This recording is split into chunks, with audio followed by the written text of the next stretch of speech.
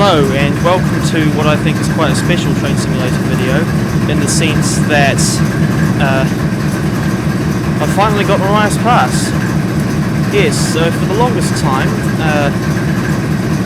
Dovetail, well no, I don't know if it's called Dovetail, but for the longest time, all BNSF branded add-ons, or all add-ons that included BNSF branded locomotives were only available in the US, presumably because I guess that's just what BNSF wanted with their licensing and what it's like licensing restrictions and what have you.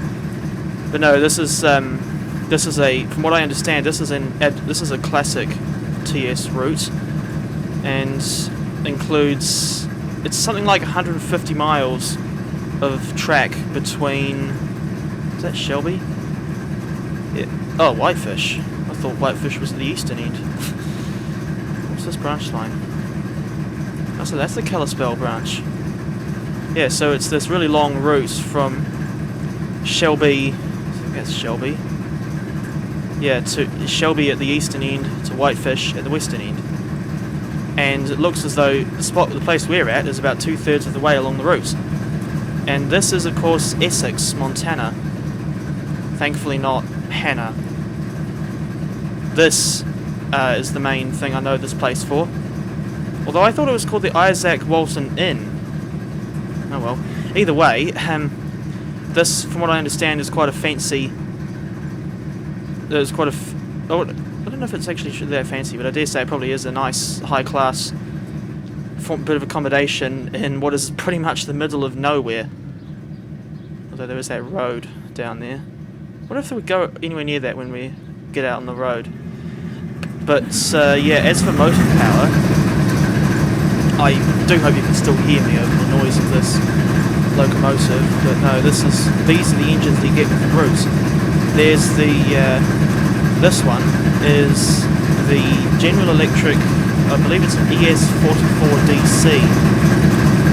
I think it actually says somewhere on the locomotive what type it is. Hold on, I'm just looking for it.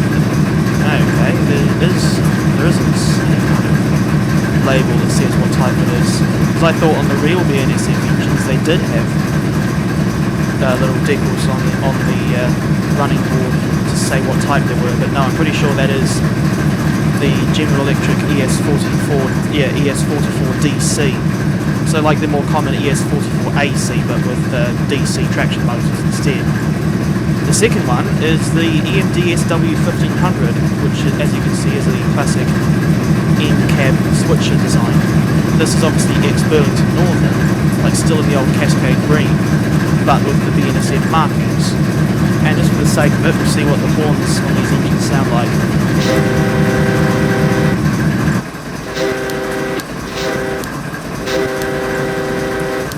I think I'll have to download some kind of sound patch for that, because that default horn sounds terrible. And then the switcher.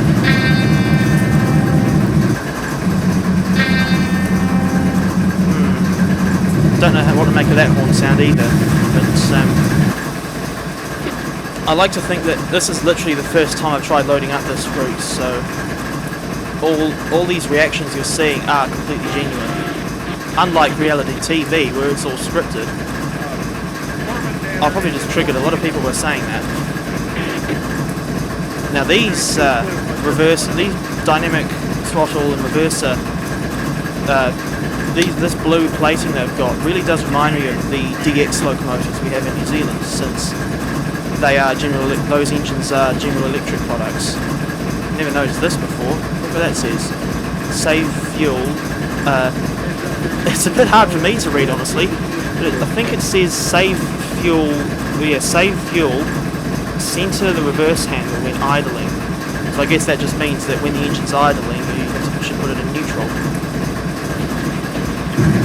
And the main reason I wanted to get this route is because I have been very annoyed at how many scenarios I haven't been able to play for ages because I didn't have this route. And then today, when I went to buy it on Steam, I saw that it was only $6 New Zealand dollars. Well, $5.99, but I don't really believe in the whole 99 cent nonsense. And I just thought, $6 for a route that's over 100 miles long, that is also very useful with other workshop scenarios. It's a no-brainer, really. But no, as I said earlier, we're currently at Essex in Montana, and I do apologise for the random lag. I've got no idea what's going on with that, and it never seems to want to stop.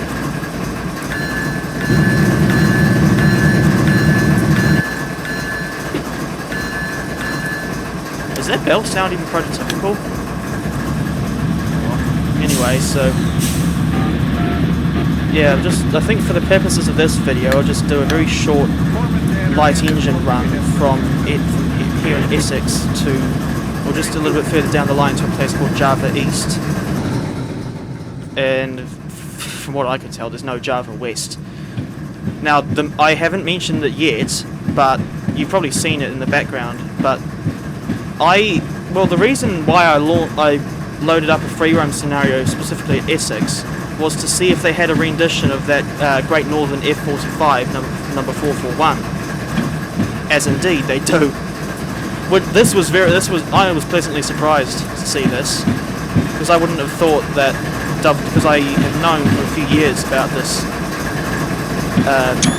this engine that's now I think they call it a Luxury Locomotive Lodge, or some really weird thing. But yeah, this is actually an ex-Santa Fe F45 that I think worked on the Utah Railway for a time, but ended up here in Essex as the only locomotive in the world that has ever been converted into a Luxury Locomotive Lodge, meaning there's now beds and a kitchen and possibly even a toilet in the engine room. I'll leave you to debate the ethics of that idea. Unfortunately, this is just a very basic low poly model. There's no like really fancy detailing on it or anything.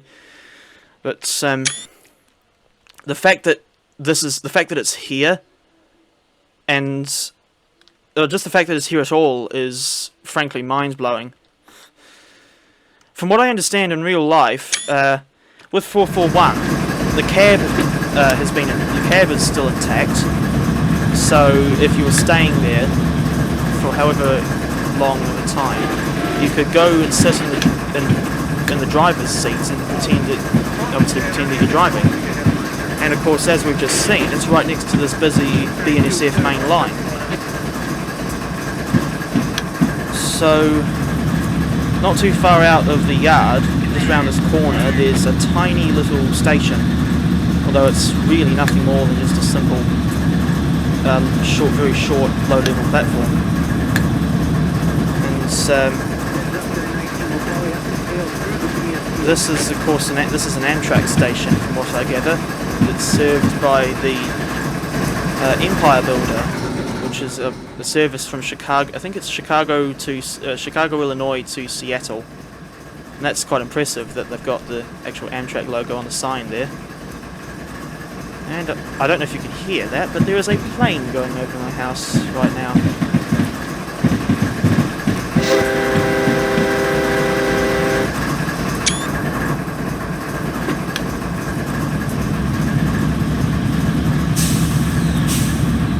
Okay, this lag is already starting to do my head in a bit. I don't know what's causing it.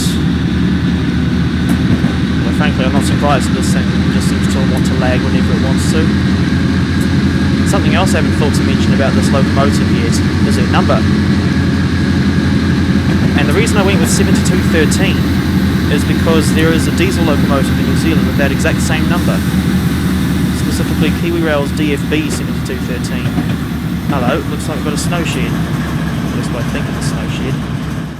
Once again, I do apologise for the inconsistent frame rates, but I wonder if, I dare say, this sort of thing would probably be fixed if I had a more powerful computer, but as it stands now, I can't afford anything close to a good powerful gaming laptop.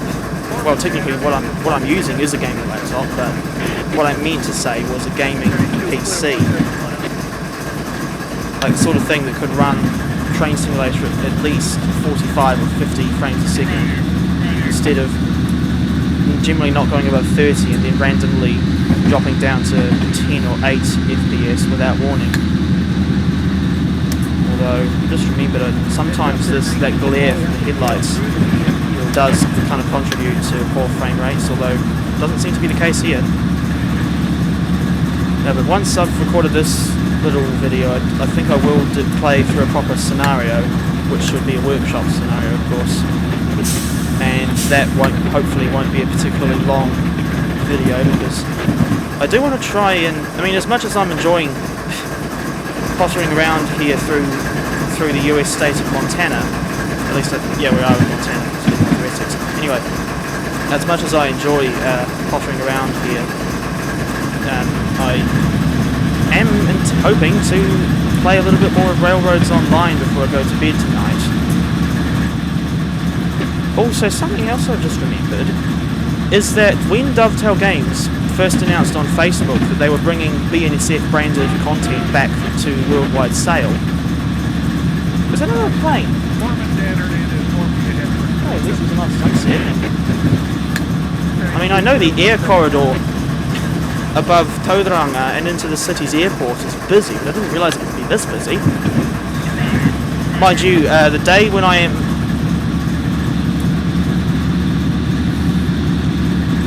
I'm recording this video is December 23. So obviously, as the opening line of Thomas and the Missing Christmas Tree goes, it was 2 days before Christmas. And no, I don't fancy doing a proper Ringo Starr impression, especially since I can't do any sort of English accent. Didn't think of it. I can't really do any sort of accent aside from that, although I used to be able to do a decent Scottish accent. No, anyway, when Dovetail Games first announced that they were bringing back BNSF content for Train Simulator, like for worldwide sale, they actually had a poll going on their, I think it's Dovetail Live website, where people could, what was it? Facebook poll. I honestly don't remember. But anyway, hello. Ooh, this is nice. I always like scenes like this, where you get an engine or a railway crossing a bridge with huge mountains in the background. Let's see if I can get a decent screenshot of that. Yeah, I think that'll do. Now, not too far from Java East now. I guess this runs over before I even realised. Or rather, it will be over before I even realised. But no, DTG had this poll where people could vote on what route they wanted to be released first. And I forget what the third option was, but the other two were Mariah's Pass and Stevens Pass. And I actually voted for Mariah's Pass.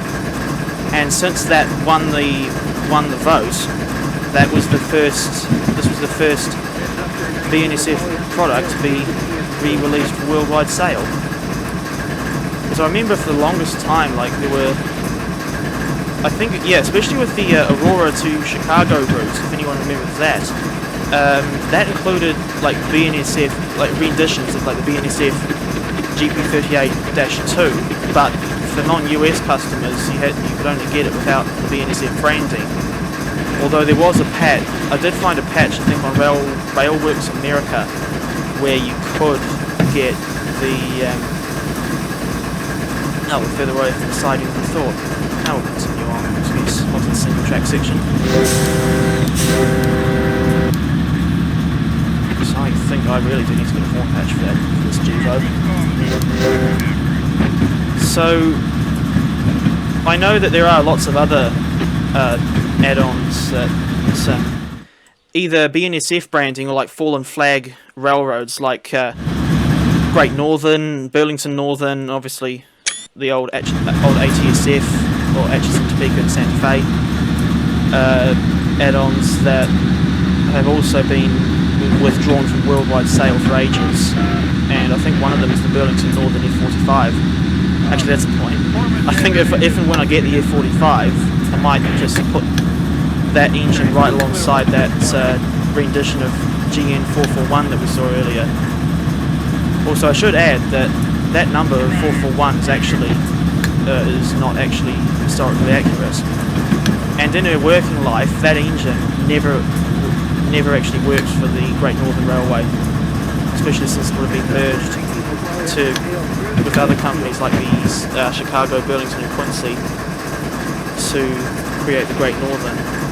Well, no, sorry, Burlington Northern. Oh great, the water bottle's empty. That's fun.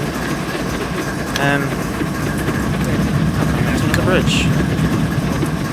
Funny how that line started off as double track and then now it's gone back to single track for some reason.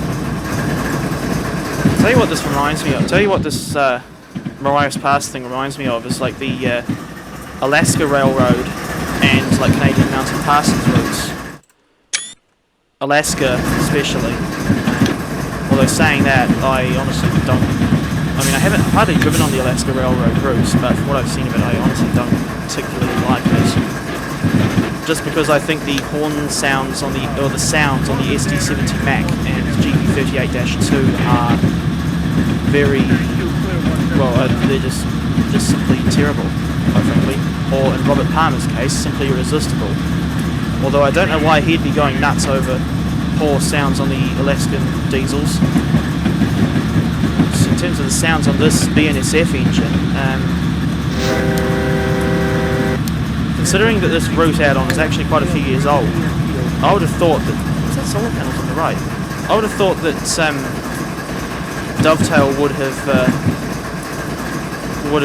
hopefully... You would think that Dovetail would hopefully try to update the sounds, but... Again, they do have a bit of a poor reputation when it comes to sounds and how often they either don't update them or reuse older sounds or like inaccurate sounds from previous add-ons. Right, so we've now arrived at Java East, or at least I think it's Java East. I mainly put these wagons there, or these wagons here, as a to remind myself where we need to stop the run. But no, this has pretty much been my first look at the Marias Pass route and train simulator, and of course the BNSF ES44DC. Yeah, feel free to let me know in the comments what you think of this route and if I should get more of the other BNSF add-ons when they are re-released. Until then, I'll say thank you for watching, and yeah, bye for now.